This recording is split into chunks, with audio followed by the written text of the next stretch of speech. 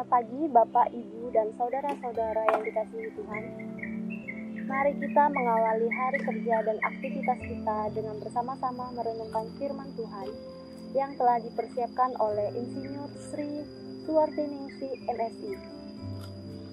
Bahan bacaan kita pada pagi hari ini terdapat pada Lukas pasal 4 ayat 8 yang berbunyi, "Tetapi Yesus berkata kepadanya, ada tertulis, Engkau harus menyembah Tuhan Allahmu, dan hanya kepada Dia sajalah engkau berbakti." Judul renungan pada pagi hari ini yaitu Tuhan satu-satunya yang disembah. Yesus mengawali pelayanannya dengan persiapan yang sungguh-sungguh dengan cara menyendiri di padang gurun. Di padang gurun inilah Tuhan Yesus mempersiapkan karya keselamatan yang akan dibawanya kepada orang-orang yang ada di sekitarnya. Tuhan Yesus menjalani begitu dekat dengan Bapa, bahkan sampai dipenuhi dengan Roh Kudus. Namun di sisi lain, ternyata kedekatan Tuhan Yesus kepada Bapanya justru mendekatkan juga pada cobaan dan godaan yang begitu nyata dari sang iblis. Tawaran iblis untuk menjatuhkan Tuhan Yesus sangat cermat dan cerdas. Tuhan Yesus memperoleh pencobaan dalam situasi berpuasa 40 hari 40 malam. Rasa lapar, haus, dan letih dan lelah. Di situasi seperti itulah iblis masuk menggoda. Sebagai manusia, kadang juga terjadi godaan pada saat lapar dan haus. Lapar dan haus yang dihadapi manusia bukan hanya lapar dan haus makanan dan minuman, tetapi dapat lapar dan haus karena harta dan kedudukan, serta kehormatan. Iblis tahu persis kapan bisa masuk dan mencobai manusia. Manusia yang lengah dan tidak takut akan Tuhan dapat dipastikan akan tergoda oleh iblis.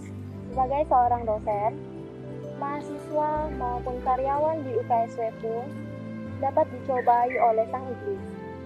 Jabatan di kampus, kehormatan di kampus, harta melimpah dari kampus dapat membuat kita lupa akan Tuhan dan lebih mengandalkan keduniawian tersebut.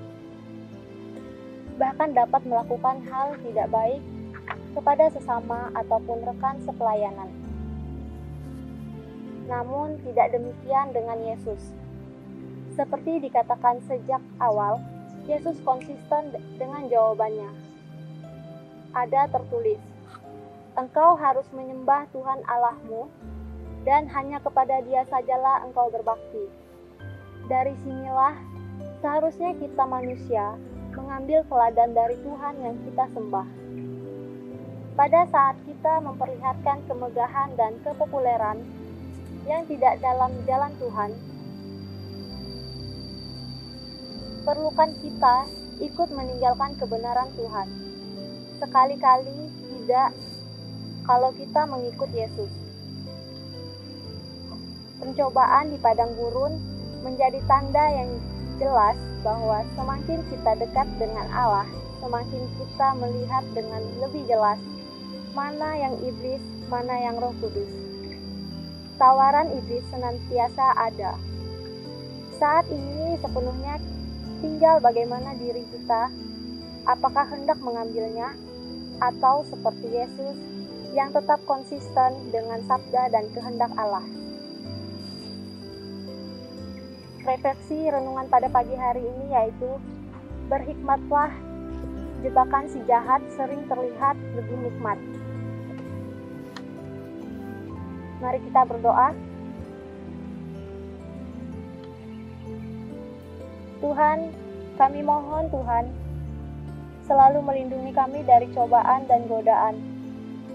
Engkaulah perisai dan perlindunganku dalam susah dan senang. Amin.